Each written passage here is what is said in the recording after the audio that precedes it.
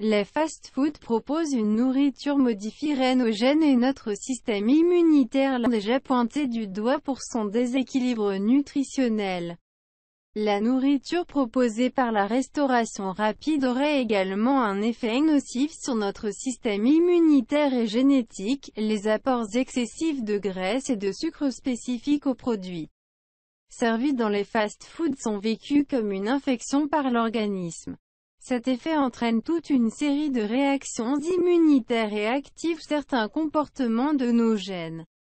Une ingestion vécue comme une agression. Des chercheurs de l'Université de Bonn, Allemagne, s'est penché sur l'influence d'un régime dit « occidental » riche en lipides et en glucides et pauvre en fibres, sur l'épigénétique, soit l'utilisation que fait une cellule de certains gènes afin de s'adapter à son environnement.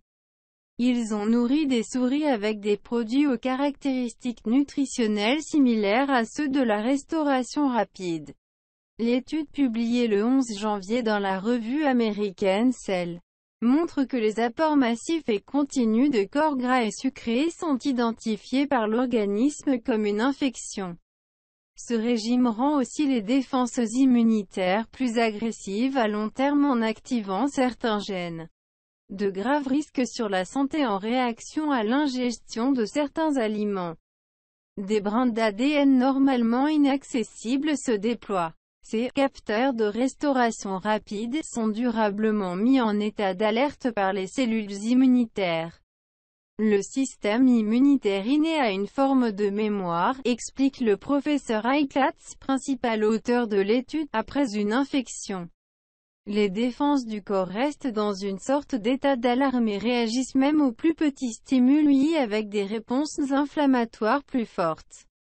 Les réponses inflammatoires observées peuvent favoriser le développement accéléré de maladies cardiovasculaires et de diabète de type 2, dans l'artériosclérose. Les dépôts vasculaires typiques sont constitués en grande partie de lipides et de cellules immunitaires, avertissent les chercheurs. La réaction inflammatoire contribue directement à leur croissance, conséquences possibles, AVC ou infarctus.